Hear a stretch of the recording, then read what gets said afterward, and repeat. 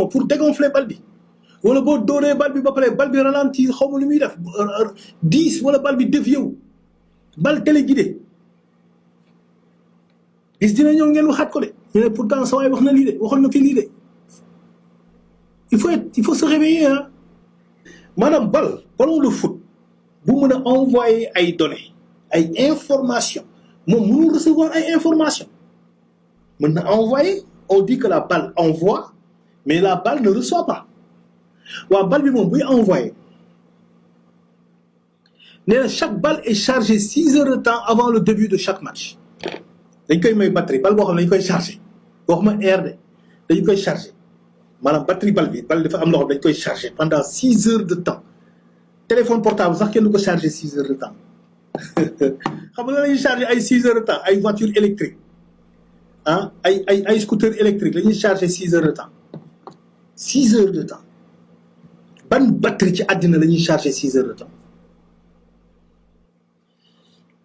waaye léegi bal boo xamante ne mën na envoyer ay information ci benn cabine mënul recevoir ay information ci cabine boobu am na benn vidéo benn ivoirien bu ma seetaan démb xam naa nag gars yi dañ naan non li mu perte moo tax mu koy wax mais ivoirien bi lu mel noonu la wax dafa doon génnee ay vidéo di naan waa ji xoolal ni mu dóoree bal bi te pourtant bal bi dugg na wala bal bi dafa wàcc tir bii nii mais bal dafa wàcc ne soyez pas bu ëllëgee gis ngeen vidéo bi na ngeen ko enregistré bis dina ñëw nga leen Pathé Sène pourtant waxoon na lu mel ni de enregistrez bien ce que je vais vous dire bis dina ñëw révélation yi commencé génn ci bal bi polémique commencé judd ci bal bi bu dee commencé wu te lu gën a bizarre toutes les équipes africaines ne vont pas plus loin oui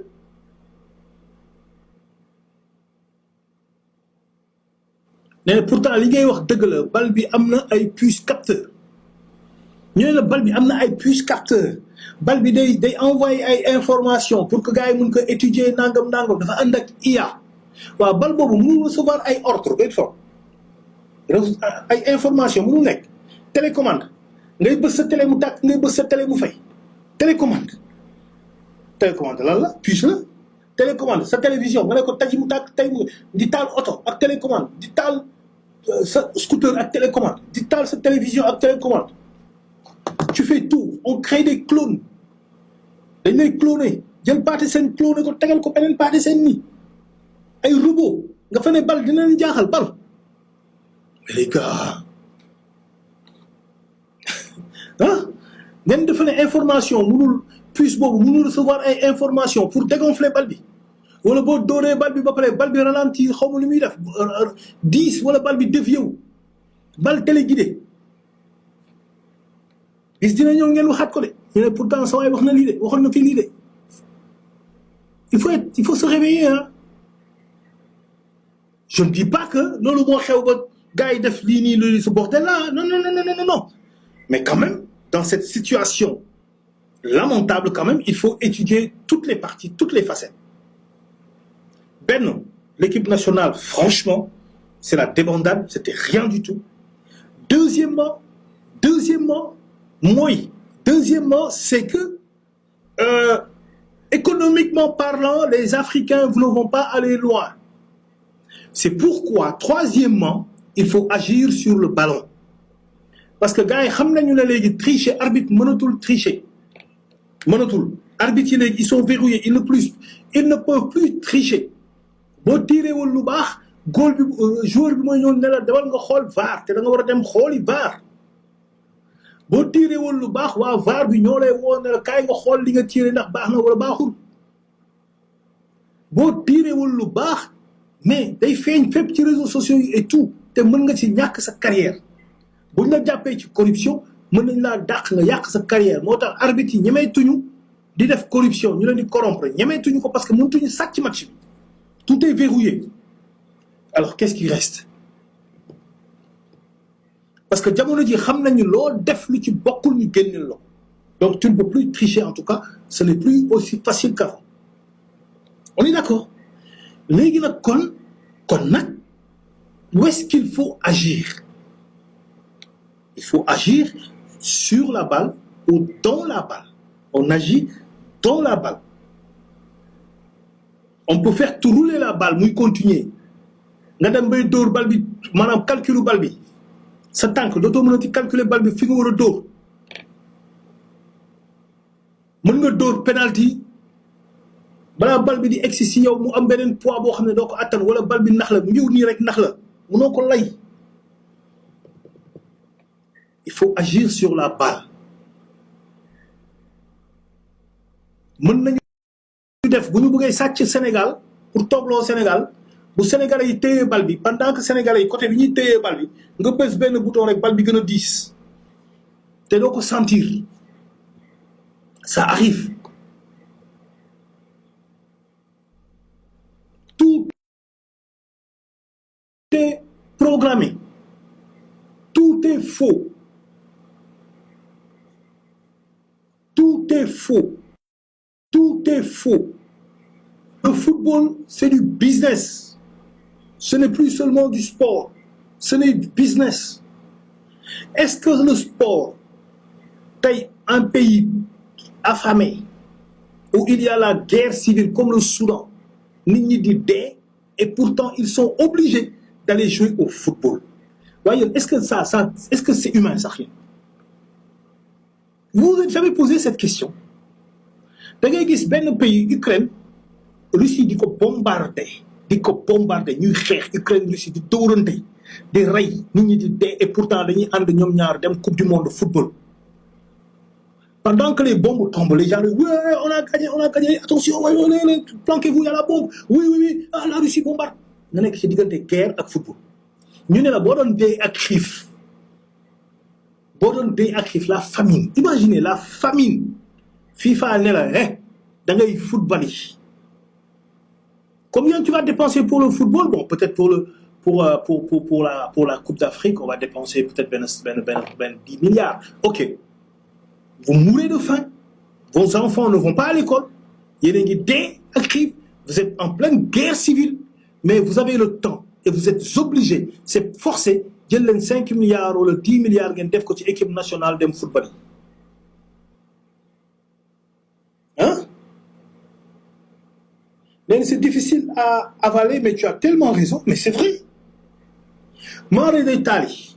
Bala ma koy xam tay. Parce que benen réew la.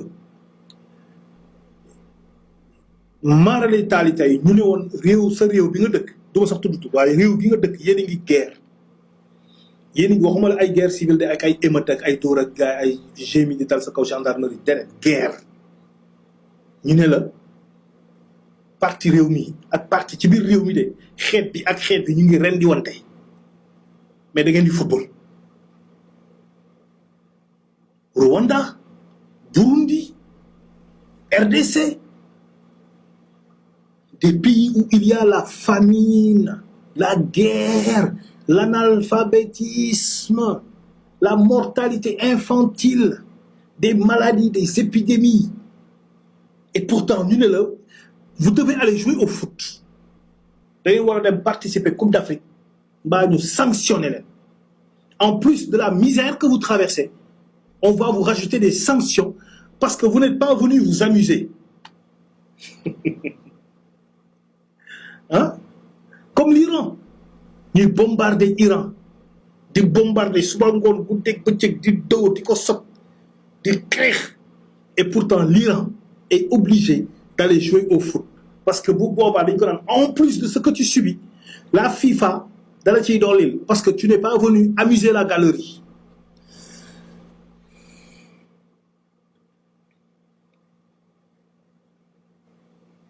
Voilà.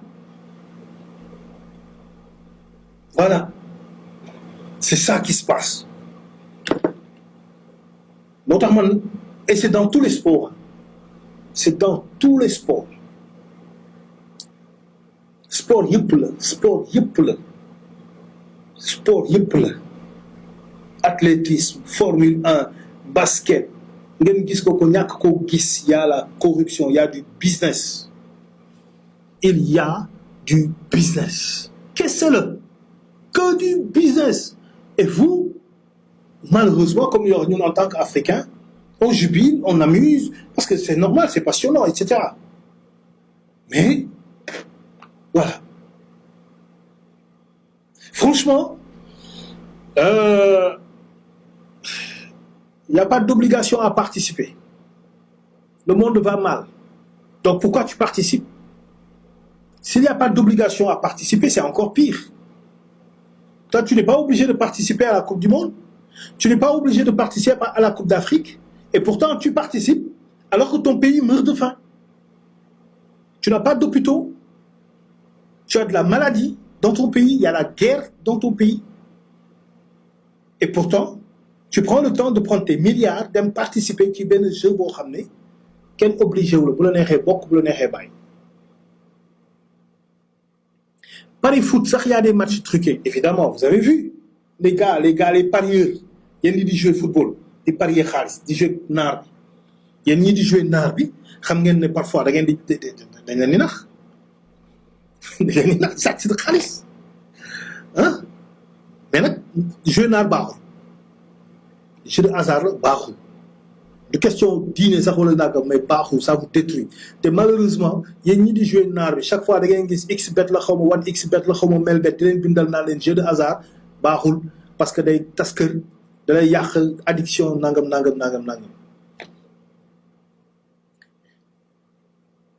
Voilà.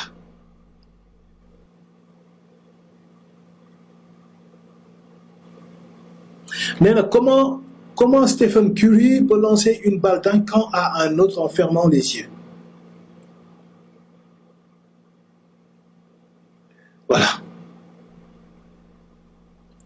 Alors, vous avez été très nombreux, très nombreux à nous suivre. Et j'ai eu 2900, je crois, abonnés. Et jusqu'ici, vous êtes 1963 personnes avec 85 000 likes et 16 cadeaux. Je vous remercie beaucoup.